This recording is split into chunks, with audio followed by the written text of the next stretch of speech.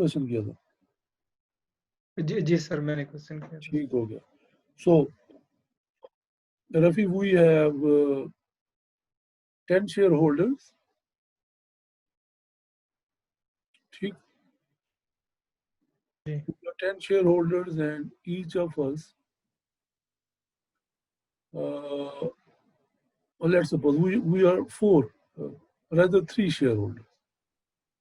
Yeah, that will be still simple example. We are 3 shareholders.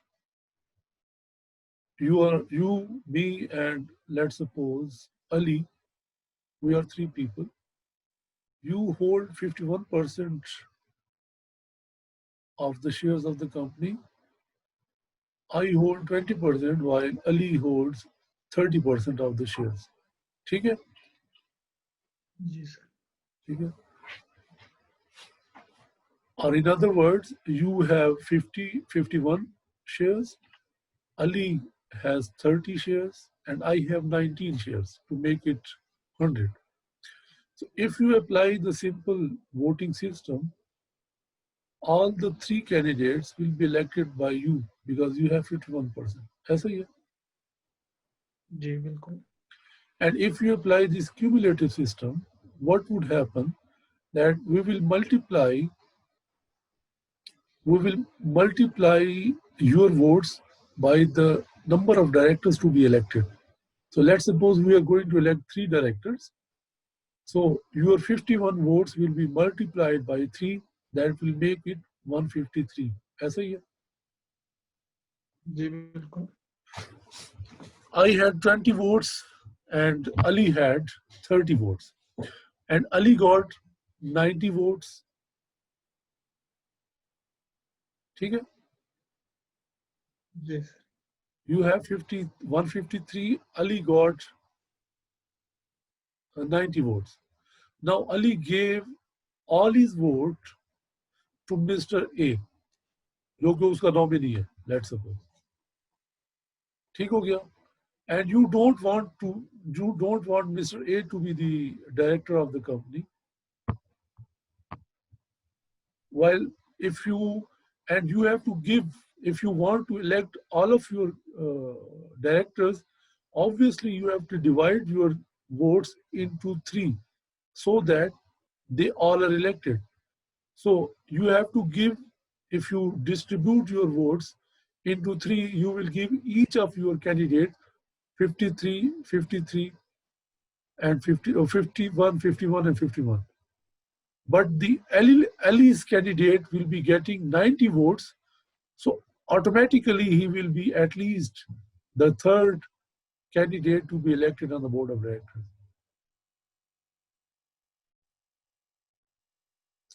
You understand? I was unable to make it easier. जी नहीं, ये ठीक है sir अभी से. लेकिन इसमें ये है कि सिर्फ sir mere possibility is there, not certainty that the less shareholder will get the thing which they need, which is the philosophy behind नहीं, the possibility cumulative. तो है ना. It was just to make the things possible. Certainty तो नहीं हो सकती है, लेकिन एक option तो हो गया. If someone holds 25% of the share in a company, he is most likely to get seat on the board of directors, जो कि simple में possible ही नहीं है. He will definitely have at least one member on the board of directors. Yes sir. जो कि otherwise possible नहीं है. जी बिल्कुल सर, क्योंकि सिंपल में तो बिल्कुल पॉसिबिलिटी ही नहीं बन सकती ना. कम शेयर होल्डर वाले को अपने डायरेक्ट इलेक्ट करने का. Yes. जी सर, गॉट इट. अच्छा जी, तो हम थे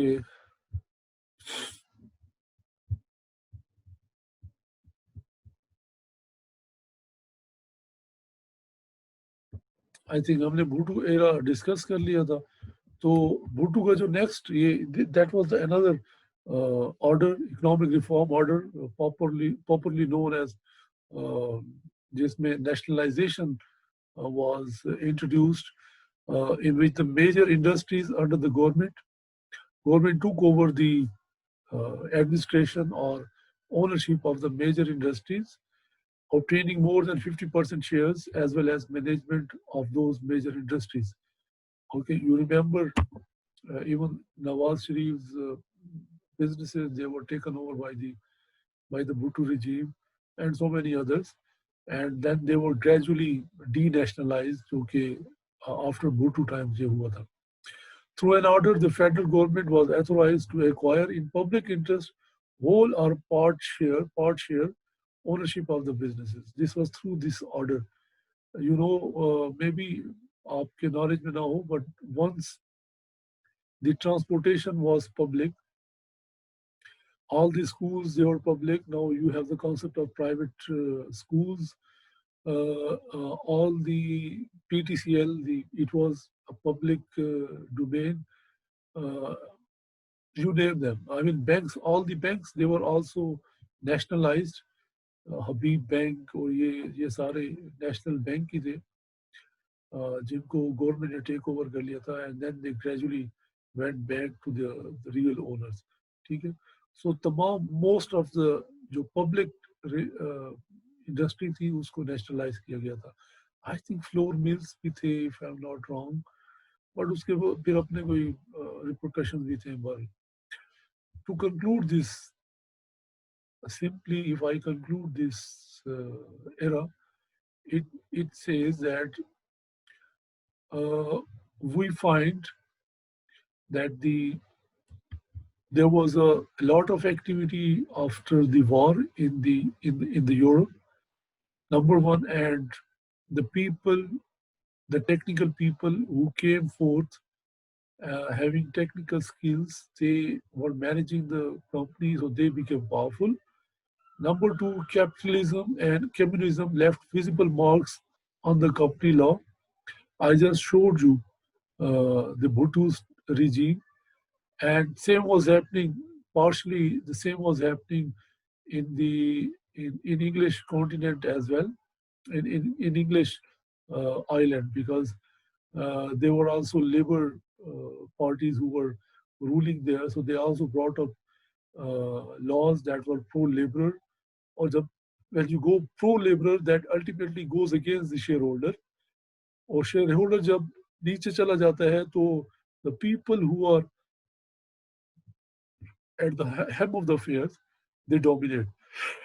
जो कि board of directors था यहाँ पे. The technical heads acquired importance, who happen to be directors and managers, as I told you.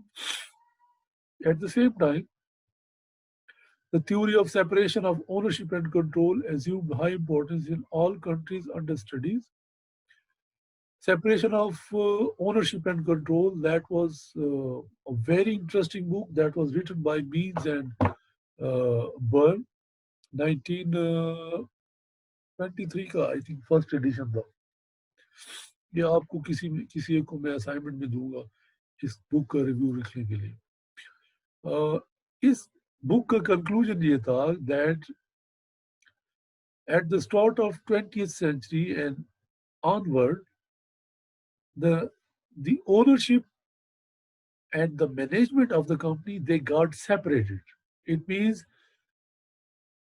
the people who own the company and the people who manage the company, they had become separate. जो कि previously ऐसा नहीं था. अगर आप end of 19th century जाएं तो वहाँ पे shareholder ही mostly directors थे और वो ज़्यादा influential थे, intervene कर रहे होते थे company के मामलात में. लेकिन इन दोनों ने बहुत बड़ी स्टडी की थी और उनके ये कंक्लूजन थे कि अब ओनरशिप और मैनेजमेंट में सेपरेशन आ गया. Burns and Means, you will find their references in corporate law and corporate governance. As I told you, labour और मैनेजमेंट का रिलेशनशिप स्ट्रेंथन हुआ है, जिसकी वजह से भी कम्युनिस्ट थॉट्स जब प्रो लेबर थी तो वो लेबर और मैनेजमेंट के तल्लुकात बेहतर हुए, तो इस वजह से भी मैनेजमेंट या बोर्ड ऑफ डायरेक्टर्स ज़्यादा पावरफुल रहा. और the social democracies both in England and France diverted the government policies towards social ends of the corporation. तो कंपनी का अल्टीमेट ऑब्जेक्ट भी जो था दैट बिकम सोशल। जैसे मैंने अभी आपको पाकिस्तान का अभी बताया कि पब्लिक इंटरेस्ट में भुट्टो के टाइम में किसी भी कंपनी को गवर्नमेंट टेक ओवर उसका कर सकती थी। It means the public interest matters the most, the socialist agendas that were dominating. और वो जो सोशलिस्ट एजेंडा था, you see that was not only national, that was international as well. Global level पे भी एक बड़ी ऑब्वियस डिवीजन थी capitalism और सोशलिज्म की। So that is why the conclusions were that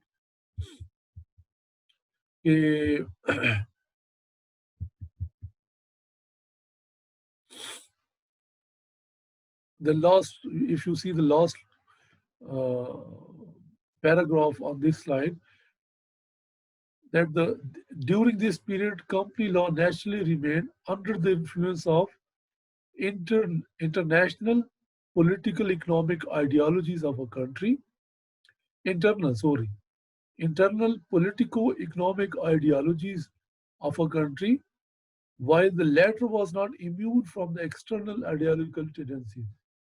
Internally political come economic ideologies matter कर रही थी. So let's change the broader understanding of the company to be socialist, let's suppose. And then, और वो जो understanding थी, obviously that was being influenced from the external factors. Okay, global movements, ideological movements were taking place in the 19th century, वो फिर इनको influence कर रही थी. So that was the concept of company law in this era. अब हम थोड़ी सी break ले लेते हैं ताकि उसके बाद हम जो लास्ट एरा है उसको जरा क्विकली डिस्कस कर लेंगे. राइट नो वी आर 6:40, तो 7 पे इंशाल्लाह मिलते हैं. फाइन जी सर, ठीक है.